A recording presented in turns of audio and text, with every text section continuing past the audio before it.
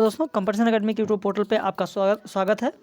आप लोग ये जानते हैं कि ये हमारा दूसरा यूट्यूब चैनल है और ये सिर्फ़ और सिर्फ इसलिए बनाया गया है कि जीआईसी प्रवक्ता का जो सामान्य अध्ययन का 40 प्रश्न आता है उसके लिए बनाया गया है कि वो तैयारी इस पर कराई जाएगी और साथ ही साथ यूजीसी नेट का जो प्रथम प्रश्न पत्र है उसकी तैयारी कराई जाएगी। जो आप लोगों को परसों वीडियो लेक्चर मिला है उसमें हम लोगों ने फूड चेन और फूड वेब तक बात की थी। पर्यावरण और पारिस्थितिकी टॉपिक आप लोगों का चल रहा है और इसी के आगे आज की जो कक्षा होगी वो हम लोग बात करेंगे इकोसिस्टम में ऊर्जा प्रवाह की बात करेंगे, पिरामिड की बात करेंगे। इन सब की बात आज की कक्षा में की जाएगी। देखिए, इकोसिस्टम में ऊर्जा प्रवाह के 10% का नियम किसने दिया है? सबसे पहला प्रश्न यही पूछा जाता है कि इकोसिस्टम में पारिस्थितिकी तंत्र में ऊर्जा प्रवाह का जो नियम होता है, जो प्रश्न पूछा जाता है। देखिए, सबसे पहले हम लोग बात प्रश्नों की ही करते हैं कि कहाँ से हमारे प्रश्न बन सकते हैं। एक थोड़ा सा संक्षिप्त आपको बता दें, फिर आगे बढ़ते हैं। ऊर्जा प्रवाह, ऊर्जा की जब बात आती है तो आप जानते ही होंगे ऊष्मागतिकी का नियम आपने पढ़ा होगा फिजिक्स में। ऊष्मागतिकी का प्रथम नियम क्या है? जो हमारे साइंस के विद्यार्थी हैं वो जानते होंगे कि ऊर्जा ना तो उत्पन्न की जा सकती है और ना ही नष्ट की जा सकती है। यद्यपि ऊर्जा को एक रूप से दूसरे रूप में परिवर्तित किया जा सकता है। वहीं ऊष्मागतिकी का जो दूसरा नियम है, सेकंड लॉ ऑफ थर्मोडायनामिक्स, इस नियम के अनुसार अगर हम बात करें तो ऊर्जा के रूपांतरण की क्रिया में कुछ ऊर्जा परिवर्तित रूप में तंत्र से परिक्षेपित अवस्था में विसरित होती है, यानी ऊर्जा का कुछ न कुछ भाग ह्रास हो जाता है।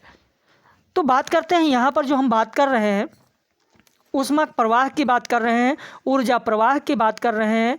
तो अगर प्रोडक्टिविटी की बात की जाए, प्रोडक्टिविटी इकोसिस्टम में हम देखते हैं तो किसी भी इकोसिस्टम में ऊर्जा का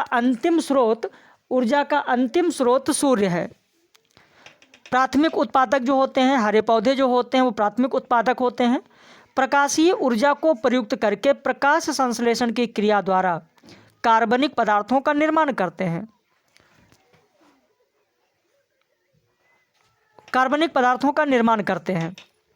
प्राथमिक उत्पादकों द्वारा निश्चित इकाई क्षेत्रफल व समय में बनाए गए कार्बनिक पदार्थों की जो कुल मात्रा होती है, यानी हरे पौधों के द्वारा या प्राथमिक उत्पादक के द्वारा प्रकाश की उपस्थिति में जो ऊर्जा लेते हैं, इस ऊर्जा के द्वारा जो प्रकाश संश्लेषण होता है जिससे कार्बनिक पदार्थों का निर्माण होता है।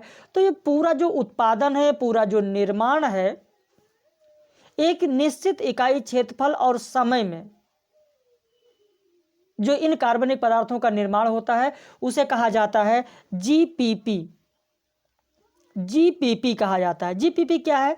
तो ग्रॉस प्राइमरी प्रोडक्टिविटी, यानी सकल प्राथमिक उत्पादकता।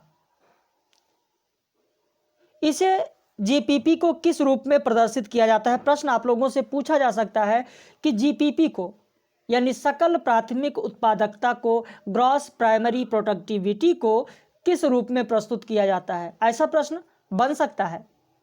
तो इसे जैवभार के रूप में प्रस्तुत किया जाता है। जैवभार कहीं पर लिख लें।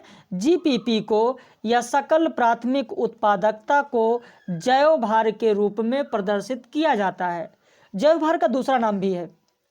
जैवभार को कैलोरी प्रति वर्ग मीटर भी कहा जाता है, यानी जीपीपी को कैलोरी प्रति वर्ग मीटर में प्रदर्शित किया जाता है या जैवभार में प्रदर्शित किया जाता है। चाहे हम जैवभार कहें और चाहे कैलोरी प्रति वर्ग मीटर कहें। अब इसके बाद यहाँ पर बात आती है कि जो प्राथमिक उत्पादक हैं, यानी जो हरे पौधे हैं, इनके द्वारा संचित कार्बनिक पदार्थों या ऊर्जा की जो मात्रा होती है उसे कहा जाता है शुद्ध प्राथमिक उत्पादकता, यानी एनपीपी। अभी तक तो हमने देखा कि कुल उत्पादन इन्होंने कितना किया, तो जितना इन्होंने कुल उत्पादन किया, प्राथमिक उत्पादक यानी हरे पौधे जितना उत्पादन करते हैं उसे तो कहा गया जीपीपी। लेकिन जो इन्होंने स्टोर किया, इनका जो संचय इन्होंने किया प्राथमिक उत्पादक द्वारा, हरे पौधों द्वारा, जितने कार्बनिक पदार्थों का संचय किया जाता है उसे कहा जाता है एनपीपी। अब आपके समझ में आ गया होगा कि जीपीपी क्या है और एनपीपी क्या है। तो एनपीपी नेट प्राइमरी प्रोडक्टिविटी हो सकता है, साधारण परीक्षाओं में एनपीपी का पूरा नाम पूछ लिया जाता है, जीपीपी का पूरा नाम पूछ लिया जाता है। तो जीपीपी आपको तो पता हो गया, ग्रॉस प्राइमरी प्रोडक्टिविटी। ऐसे एनपीपी का पूरा नाम है नेट प्राइमरी प्रोडक्टिविटी, यानी शुद्ध प्राथमिक उत्पादकता। अब यहां पर इनके अंदर जो स्टोर है, जो संचित है, एनपीपी जो है शुद्ध प्राथमिक उत्पादकता है। जब इनको कोई दूसरा जानवर, दूसरा कोई कीट इनको खाता है, इनको भोजन के रूप में इस्तेमाल करता है, तो इनके अंदर जो कार्बनिक पदार्थ हैं उनसे जो ऊर्जा मिलती है वो सिर्फ और सिर्फ 10% ही उस जीव में ट्रांसफर हो पाती है। बाकी जो 90% होता है वो 90% ह्रास हो जाता है, 90% का अपक्षय हो जाता है। और इसी नियम, ये इसके लिए नियम दिया है लिंडेमान ने।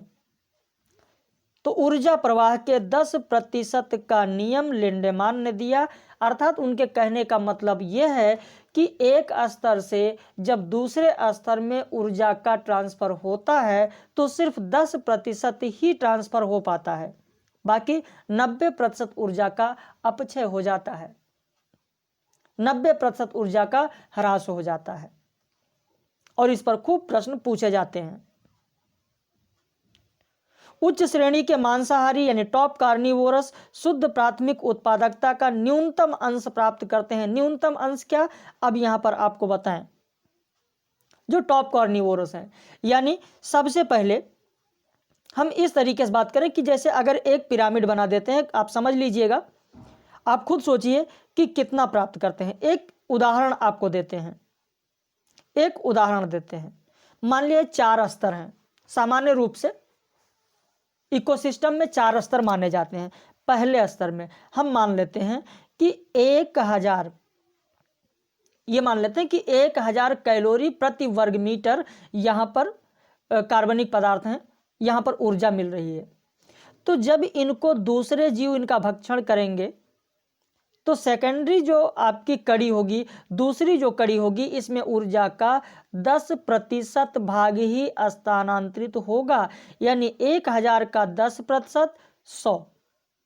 यहां पर कितना ट्रांसफर होगा, सिर्फ 100 होगा। और जब इनका भक्षण इनके ऊपर वाली कड़ी के जीव करेंगे तो यहां भी 10% ऊर्जा का प्रवाह होगा, यानी 100 का 10% 10। और जब जो टॉप कार्निवोरस हैं, जब वो इनका भक्षण करेंगे तो इसका भी 10%, यानी 10 का 10% 1। अब आप खुद सोचिए, 1000 से जो इतना ज्यादा कार्बनिक पदार्थ है, यहां से ऊर्जा स्थानांतरण शेर तक पहुंचते पहुंचते, टॉप कार्निवोरस तक पहुंचते पहुंचते सिर्फ 1 बचता, 1000 से 1 हो गया। तो इसीलिए कहा गया है कि इस तंत्र में यानी इकोसिस्टम में उच्च श्रेणी के जो मांसाहारी होते हैं, जो टॉप कार्निवोरस होते हैं, वो शुद्ध प्राथमिक उत्पादकता यानी एनपीपी का न्यूनतम अंश प्राप्त करते हैं। आपने देखा 1000 में से 1%। तो इकोसिस्टम में ऊर्जा का स्थानांतरण एक दिशीय होता है, यूनिडायरेक्शनल होता है, यानी नीचे से ऊपर की ओर प्रवाह होता है, ना कि ऊपर से नीचे की ओर। तो यूनिडायरेक्शनल होता है। यह भी प्रश्न पूछा जाता है। तो मेरे ख्याल से यह कॉन्सेप्ट आप लोगों का क्लियर हो गया होगा। चलिए अब आगे बढ़ते हैं, इकोसिस्टम पिरामिड की बात करते हैं। इकोसिस्टम के पिरामिड से भी हमेशा प्रश्न पूछे जाते हैं। इकोसिस्टम, किसी भी इकोसिस्टम के प्राथमिक उत्पादकों और विभिन्न श्रेणियों के उपभोक्ताओं की संख्या, जीव भार तथा संचित ऊर्जा में परस्पर संबंध होता है। जब इन संबंधों को चित्रों के माध्यम से दिखाया जाता है तो उसे इकोसिस्टम पिरामिड कहा जाता है। इकोसिस्टम पिरामिड का सर्वप्रथम विचार किसने दिया? तो आपका उत्तर होगा चार्ल्स एल्टन ने दिया। इसीलिए इस पिरामिड को एल्टोनिक पिरामिड भी कहा जाता है, इसे आप ध्यान रखिएगा।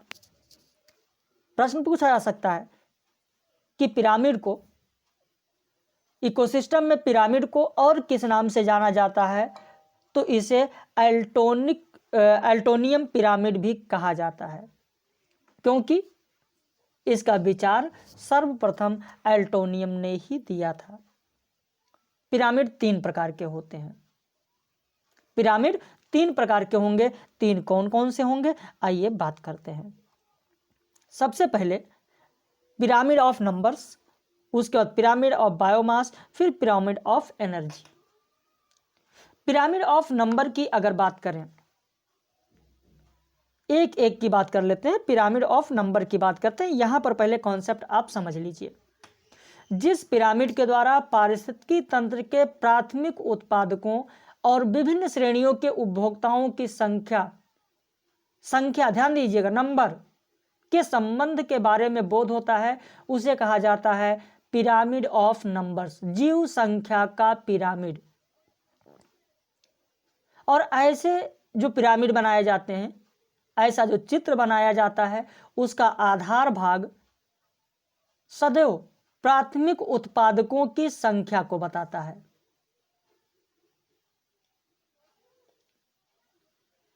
और इस चित्र का सबसे जो ऊपरी भाग होता है वो हमेशा उच्च श्रेणी के मांसाहारी जो होते हैं, टॉप कॉर्निवोरस होते हैं, उन जंतुओं की संख्या बताता है। ये पिरामिड सीधे भी हो सकते हैं, उल्टे भी हो सकते हैं। जैसे अगर घास स्थल की बात करें, फसल स्थल की बात करें, तो यहां पर पिरामिड कैसा होगा, सीधा होगा, इसमें सीधे बनते हैं। जबकि पेड़ के पिरामिड की बात करें तो पेड़ का पिरामिड तंत्र हमेशा उल्टा होता है।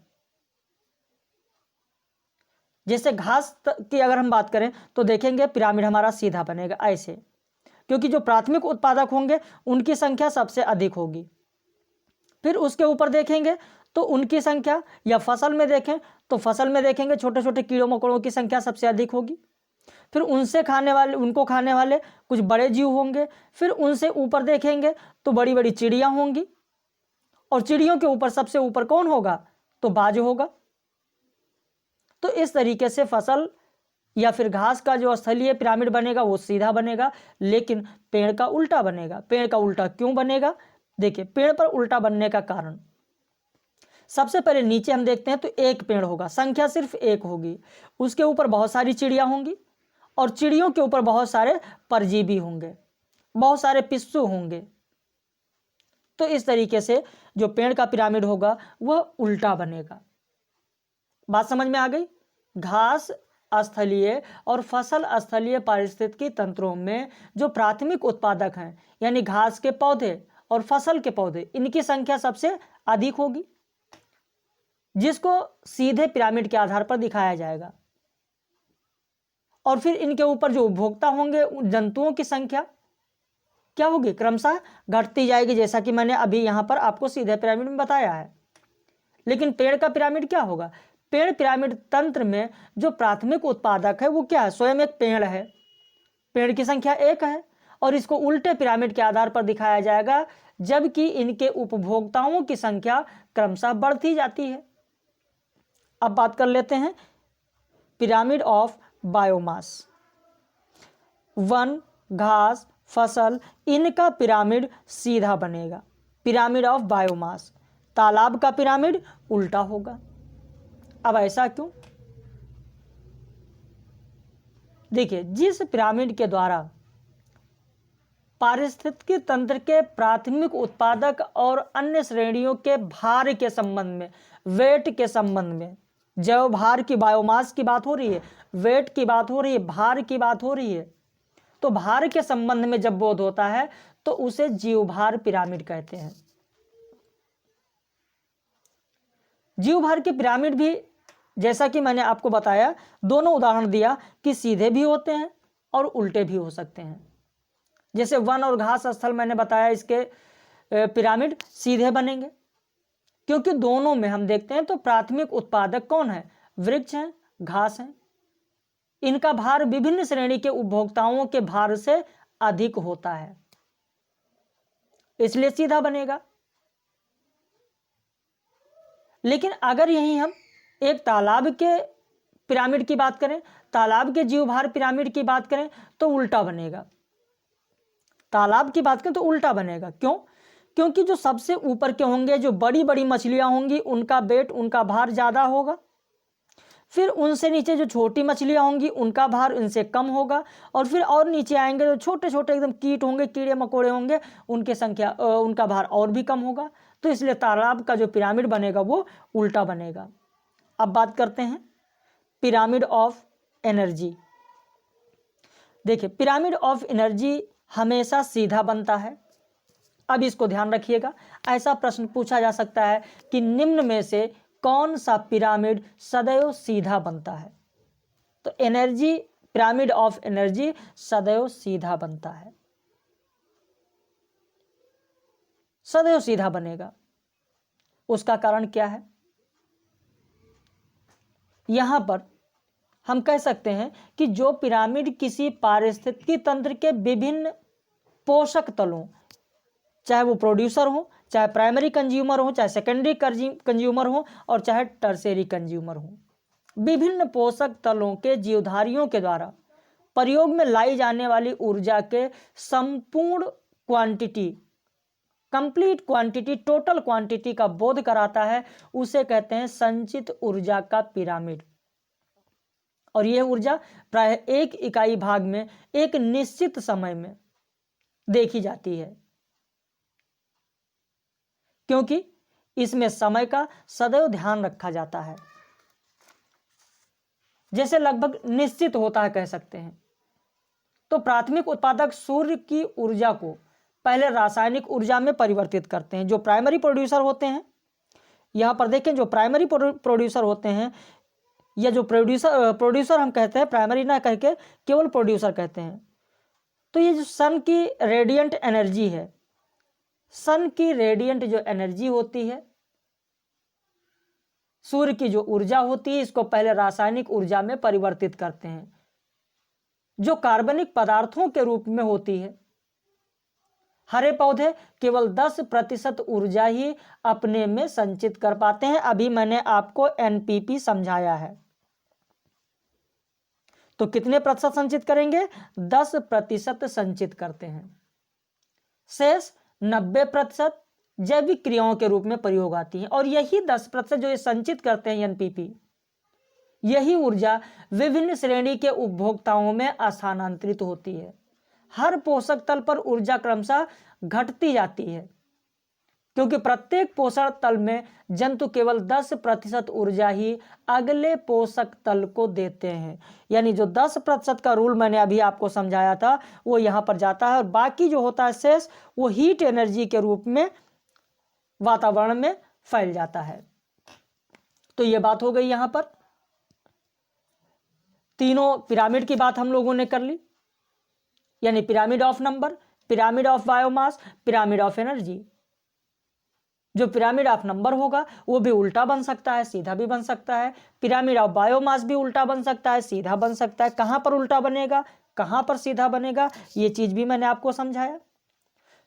संचित ऊर्जा का पिरामिड हमेशा सीधा बनता है, ये भी मैंने आपको बताया। 10% का रूल क्या है, वो रूल भी मैंने आपको समझाया। तो इस तरीके से यहां से जो प्रश्न बन सकते हैं वो मैंने आपको समझाया। और ध्यान रखिएगा, इसी पर आधारित जितने भी प्रश्न पूछे जाते हैं या बन सकते हैं, उसका भी प्रश्नोत्तरी का भी वीडियो अभी आपको शाम तक, यानी रात में 9 बजे तक हम उपलब्ध कराएंगे। अब इससे आगे हम लोग बात करते हैं जीवमंडल, बायोस्फीयर। देखिए, जीवमंडल सामान्य रूप से पृथ्वी की सतह के चारों ओर व्याप्त एक आवरण है, जिसके अंतर्गत पौधों तथा जंतुओं का जीवन बिना किसी रक्षक साधन के संभव होता है। जीवमंडल का विस्तार 30 किलोमीटर तक होता है। वायुमंडल में 15 किलोमीटर की ऊंचाई तक बैक्टीरिया पाए जाते हैं। सागरीय भाग में 9 किलोमीटर की गहराई तक जीवों का पता लगाया जाता है। ये जो तथ्य हैं, इन तथ्यों को आपको जरूर ध्यान रखना है कि जीवमंडल का विस्तार कहां तक होता है, 30 किलोमीटर तक। वायुमंडल में इसकी ऊंचाई 15 किलोमीटर तक 15 किलोमीटर तक ऊंचाई तक बैक्टीरिया पाए जाते हैं। सागरीय भाग में 9 किलोमीटर गहराई तक जीवों का पता लगाया जाता है। ये तथ्य हैं, इन तथ्यों को आपको जरूर ध्यान रखना है और इन तथ्यों से प्रश्न पूछे जाते हैं। जीवमंडल में ऊर्जा का सतत आगमन तथा पदार्थों का सतत बहिर्गमन होता है, इसीलिए कहा जाता है कि जीवमंडल एक खुला या विवृत तंत्र है। और प्रश्न पूछा जाता है जीवमंडल एक कैसा तंत्र है? जीवमंडल कैसा तंत्र है? तो खुला तंत्र है, जिसे विवृत तंत्र भी कहा जाता है। जीवमंडल 3 संघटकों से मिलकर बना है: जैविक संघटक, अजैविक संघटक, ऊर्जा संघटक। 3 संघटक इसमें पाए जाते हैं, यानी बायोटिक या ऑर्गेनिक कंपोनेंट, अबायोटिक या फिजिकल कंपोनेंट, एनर्जी कंपोनेंट। और तीनों कंपोनेंट के बारे में पिछली कक्षा में आप लोगों को हम विस्तृत समझा चुके हैं। बायोटिक कंपोनेंट में आप देखेंगे पादप तंत्र आएगा, जंतु तंत्र आएगा, सूक्ष्म जीव तंत्र आएगा, ये सब बायोटिक कंपोनेंट में आएंगे। अबायोटिक कंपोनेंट की अगर बात करें तो ये तो बायोटिक कंपोनेंट हो गया। पादप तंत्र के अंतर्गत पौधे आते हैं। इन तीनों की बात संक्षेप में थोड़ा कर लेते हैं। पादप तंत्र के अंतर्गत पौधे आते हैं, जिन्हें प्राइमरी प्रोड्यूसर कहा जाता है। इस तरह पौधों को स्वपोषित भी कहा जाता है। जो अपना भोजन स्वयं बनाते हैं उन्हें क्या कहा जाएगा? तो स्वपोषित कहा जाएगा। ध्यान रखना, प्रश्न पूछा जाता है स्वपोषित किसे कहा जाता है? तो आपको ध्यान रखना है स्वपोषित ऐसे पौधे जो अपना भोजन स्वयं बनाते हैं उन्हें स्वपोषित कहा जाता है। जंतु तंत्र के अंतर्गत सभी जीव आते हैं जो स्वपोषित परपोषित होते हैं। इसके अंतर्गत सूक्ष्म जीव के अंतर्गत बैक्टीरिया, कवक भी आते हैं। इन सूक्ष्म जीवों को डीकंपोजर कहा जाता है। चाहे वो बैक्टीरिया हो, चाहे वो कवक हो, इन्हें डीकंपोजर कहा जाता है। जो बड़े बड़े पौधे होते हैं, जो जीव होते हैं, यानी मृत जितने भी पदार्थ होते हैं उनको ये डीकंपोज करते हैं, बैक्टीरिया और कवक, इसलिए इन्हें डीकंपोजर कहा जाता है। तो इन डीकंपोजर को भी आपको ध्यान रखना है। तो इसमें बहुत ज़्यादा कुछ कराने की ज़रूरत नहीं है। बात करते हैं अजैविक घटक, जो कि बहुत ही महत्वपूर्ण घटक है। अजैविक या भौतिक यानी अबायोटिक या फिजिकल कंपोनेंट के अंतर्गत समस्त जीवमंडल या उसके किसी भाग के भौतिक पर्यावरण को सम्मिलित किया जाता है। इस भौतिक संघटक के अंतर्गत सामान्य रूप से 3 मंडल आते हैं: स्थल मंडल, वायुमंडल और जलमंडल। अब यहां पर सबसे पहले हम बात करते हैं स्थल मंडल की। अगर स्थल मंडल की बात करें तो स्थल मंडल जीवमंडलीय पारिस्थितिकी तंत्र का एक महत्वपूर्ण संघटक है। और इस स्थल मंडल में बहुत सारे तत्व मिलेंगे, खनिज मिलेगा, सैल है, मिट्टी है। तो इस तरीके से स्थल मंडल समस्त ग्लोब के क्षेत्रफल का लगभग 29% भाग का प्रतिनिधित्व करता है। इस तथ्य को आपको लिखना है, इसको जरूर लिख लें कि स्थल मंडल समस्त पृथ्वी के क्षेत्रफल का कितने प्रतिशत है। सीधा सीधा प्रश्न पूछा जाता है। कहां से प्रश्न बनते हैं वो भी हम आपको बताते हुए चल रहे हैं। कितने प्रतिशत भाग? 29% भाग। समस्त पृथ्वी पर अगर देखें तो किस तत्व की अधिकता है? अगर तत्व की बात करें, कॉपी पेन आपके पास होना चाहिए, क्योंकि हमारा वीडियो जब भी आप देखिए तो कॉपी पेन लेकर बैठिए। समस्त पृथ्वी पर लोहा सबसे अधिक पाया जाता है। अगर तत्व में बात करें तो लोहा 35.5% पाया जाता है। जबकि पृथ्वी के अंदर के भाग की बात करें तो अंदर के 3 मंडल होते हैं: क्रस्ट, मैंटल और कोर। यानी अगर ऐसे एक काट उसका बनाया जाए कुछ इस तरीके से, ऐसे एक काट अगर बनाया जाए तो ये 3 मंडल होते हैं। ऊपर का जो होता है इसे कहा जाता है क्रस्ट, बीच का मैंटल और नीचे का कोर। यानी ज्वालामुखी के जो लावा निकलते हैं वो यहीं से कोर से निकलते हैं, जलीय अवस्था में होता है कोर। क्रस्ट किससे बना होता है? तो सिलिका और एल्युमिनियम से बना होता है। मैंटल किससे बना होता है? तो सिलिका और मैग्नीशियम से बना होता है। कोर किससे बना होता है? तो निकिल और फेरियम से बना होता है। घनत्व की बात करें तो क्रस्ट का घनत्व 2.8 से 3 तक होता है, जबकि पृथ्वी का औसत घनत्व 5.5 ग्राम प्रति घन सेंटीमीटर होता है। क्रस्ट में सबसे अधिक अगर देखें तो ऑक्सीजन की मात्रा सबसे अधिक होती है 46%। आप लिख लें, कॉपी पेन होगा आपके पास। क्रस्ट में सबसे अधिक मात्रा ऑक्सीजन की होती है 46%, और उसके बाद सिलिकॉन होता है 28%, फिर एल्युमिनियम 8% और लोहा 6% क्रस्ट में। जबकि समस्त पृथ्वी पर लोहा सबसे अधिक है 35.5%।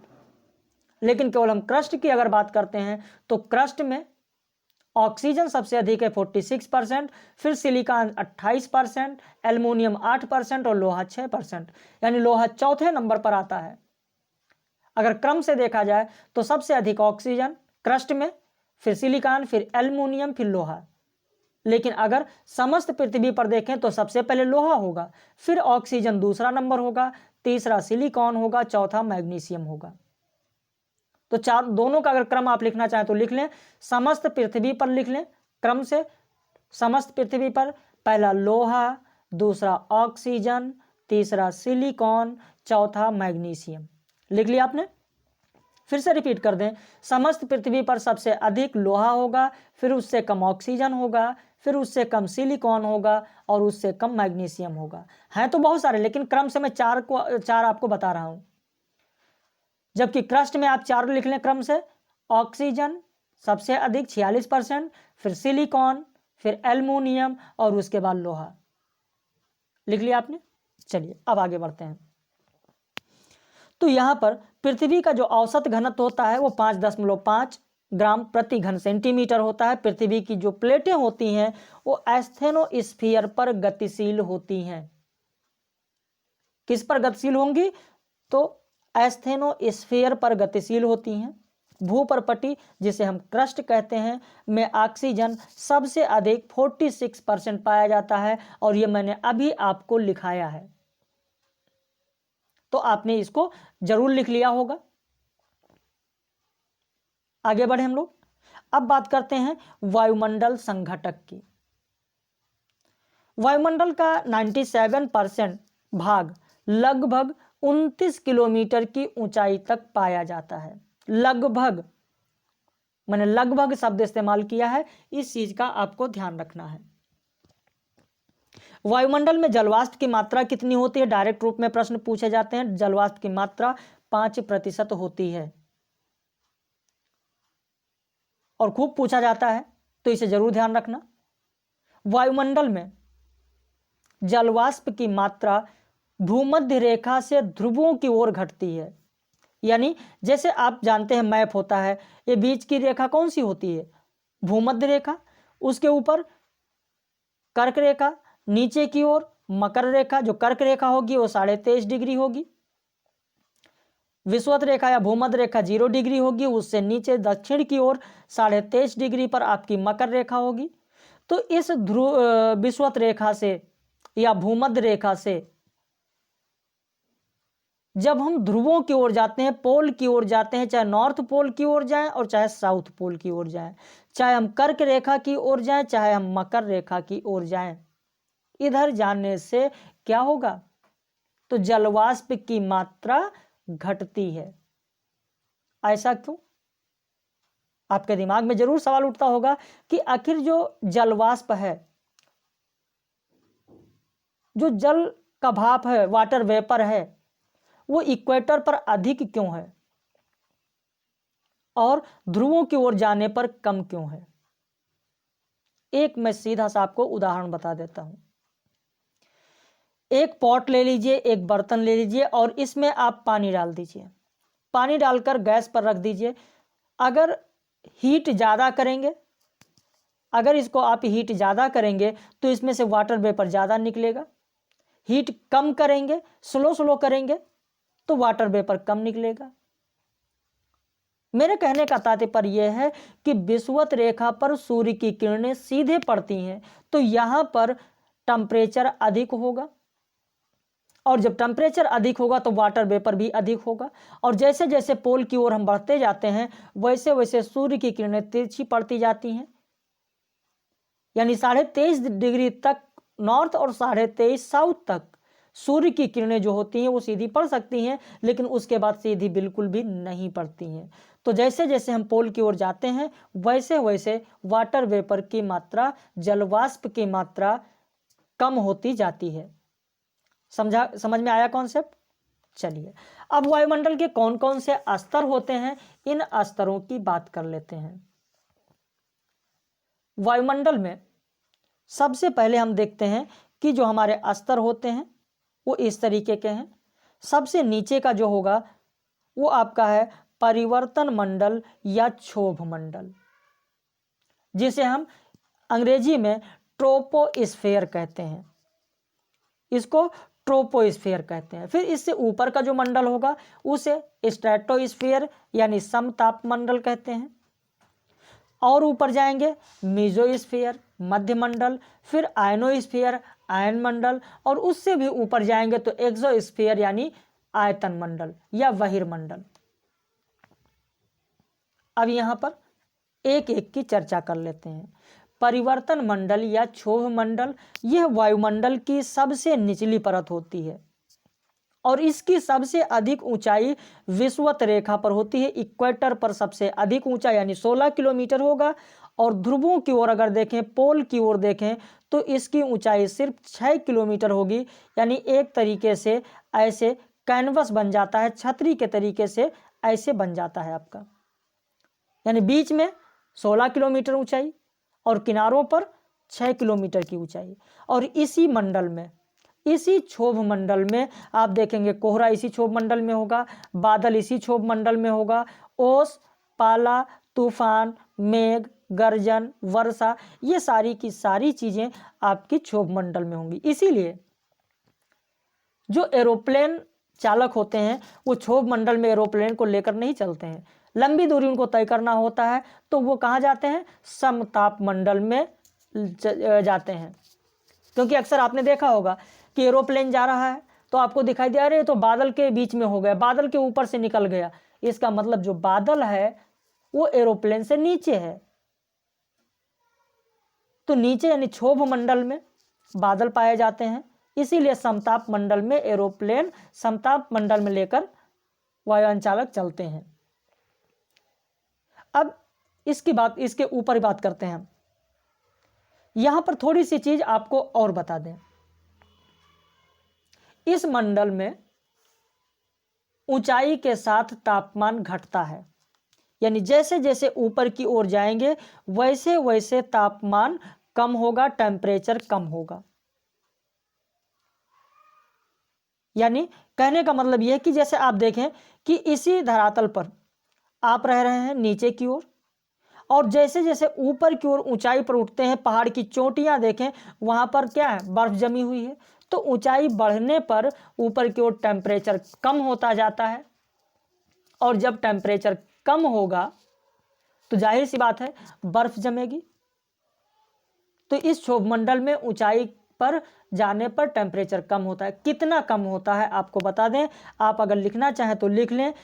प्रति 1 किलोमीटर, 1 किलोमीटर ऊंचाई जाने पर 6.5 डिग्री सेंटीग्रेड की दर से तापमान कम होता है। 6.5 डिग्री सेंटीग्रेड तापमान कम होता है 1 किलोमीटर की ऊंचाई पर। कहीं कहीं 1000 मीटर भी लिखा होगा, कोई दिक्कत नहीं, क्योंकि 1 किलोमीटर में 1000 मीटर होता है। और जो ये रेट है कि 1 किलोमीटर में 6.5 डिग्री सेंटीग्रेड कम होगा, इसी दर को, इसी लैप्स रेट को नॉर्मल लैप्स रेट भी कहा जाता है। अब इस मंडल के ऊपर हम देखते हैं समताप मंडल है, पर जो क्षोभ मंडल है और समताप मंडल है, इनके बीच में एक और मंडल पाया जाता है जिसे कहा जाता है ओजोन परत, ओजोन लेयर।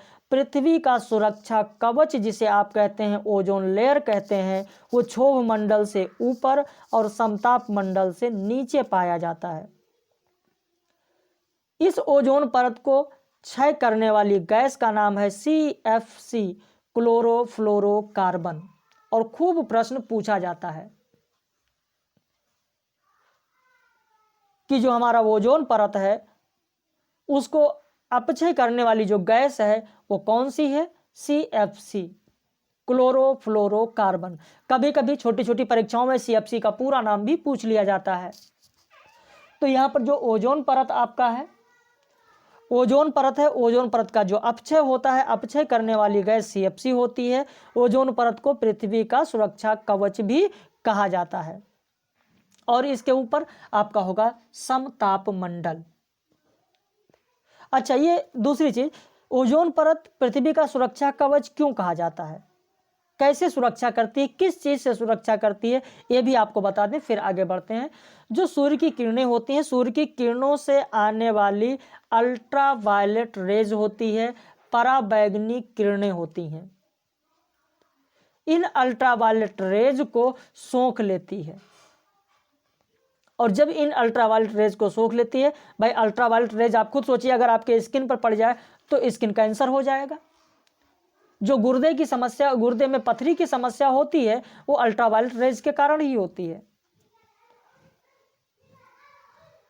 तो गुर्दे की पथरी हो गई, स्किन कैंसर हो गया, ये सब अल्ट्रावायलेट रेज से भी हो सकता है, से भी हो सकता है, केवल एक ही कारण नहीं, मैंने कहा से भी हो सकता है।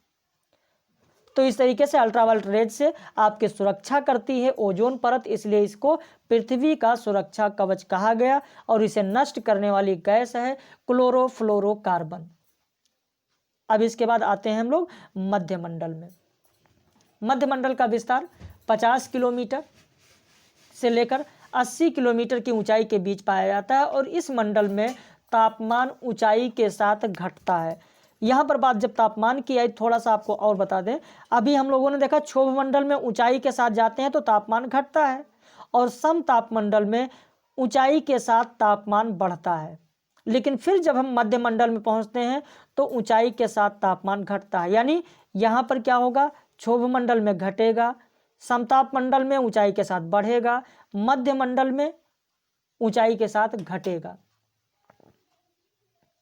और इसकी जो सबसे ऊपरी सीमा होती है इसे कहा जाता है मीजोपास, मेजोपास कहा जाता है, तो इसे भी आपको ध्यान रखना है। और फिर इसके ऊपर आपका आयन मंडल होता है। आयन मंडल में आप देखेंगे कि परावैंगनी किरणें होती हैं, विजुअल लाइट रेज होती हैं, इंफ्रारेड होती हैं, लॉन्ग वेव होती हैं, ये सारी आपको वहां पर मिलेंगी। अब इसके बाद यहाँ पर ये सारी चीज़ें मैंने आपको बताया। स्ट्रेटोपाज के निचले भाग में ही ओजोन परत होती है, मैंने आपको बताया। ओजोन की, अच्छा हाँ, एक चीज़ ये छूट गई थी, यहाँ पर मेंशन है, चलिए बहुत अच्छी बात है। ओजोन परत की मोटाई मापने की जो इकाई होती है ये भी पूछा जाता है, इसे कहा जाता है डॉप्सन। तो इसे ध्यान रखना कि ओजोन परत की मोटाई मापने की इकाई क्या कहलाती है, डॉप्सन कहलाती है। सूर्य से प्राप्त विकिरण का 35% भाग वातावरण में वापस कर दिया जाता है, किसके द्वारा, तो प्रकीर्णन के द्वारा। 14% वायुमंडल द्वारा अवशोषित कर लिया जाता है, अर्थात पृथ्वी पर केवल 51% भाग ही आ पाता है। जीवमंडल पृथ्वी के आंतरिक भाग से भी कुछ ऊर्जा प्राप्त करता है, और इस ऊर्जा को भूतापीय ऊर्जा कहते हैं। यह ऊर्जा पृथ्वी की समस्त ऊर्जा बजट का 0.02% ही होता है। अर्थात वायुमंडल सौरिक विकिरण तरंगों को भूतल तो आने देता है, लेकिन धरातल से होने वाले दीर्घ तरंग बहिर्गामी पार्थिव विकिरण को बाहर जाने से रोकता है। और वायुमंडल के इसी प्रभाव को हरित गृह प्रभाव कहते हैं, ग्रीन हाउस इफेक्ट कहते हैं। अब फिर एक चीज़ आपको यहाँ पर बता दें, आपने देखा होगा जो बड़े किसान हैं कॉमर्शियल खेती करते हैं वो ग्रीन हाउस बनाते हैं। ग्रीन हाउस कैसे बनाते हैं? ऐसे एक ग्रीन जो चादर होती है, ग्रीन जो कपड़ा होता है ऊपर से लगा दिया जाता है, जाली टाइप का होता है, ऊपर से जो रेज आती हैं वो रेज सीधे पौधे तक तो पहुंच जाती हैं, लेकिन इनसे पौधों से निकलने वाली जो एनर्जी है, जो हीट है, जो ऊर्जा है, वो एटमॉस्फेयर में नहीं जा पाती है। वो इस कपड़े के द्वारा, इस कर्टन के द्वारा सोख ली जाती है, और जब सोख लेती है तो इससे क्या होगा, टेम्परेचर यहाँ पर बना रहेगा, और यही है हमारा ग्रीन हाउस। तो ग्रीन हाउस भी आपके समझ में आ गया होगा। अब यहाँ पर जो जलीय संघटक मैंने दिया है, इस जलीय संघटक को आप लोग पढ़ लीजिएगा। बाकी कल की कक्षा में हम लोग बात करेंगे बायोमास की, जियोम की बात करेंगे, जिसके लिए कल कक्षा होगी। बाकी जितना मैंने कराया इस पे आधारित प्रश्नोत्तरी आप लोगों को रात में 9 से 10 बजे के बीच मिल जाएगी। तो हम लोग फिर कल के वीडियो लेक्चर में फर्स्ट पेपर में बात करेंगे जियोम की।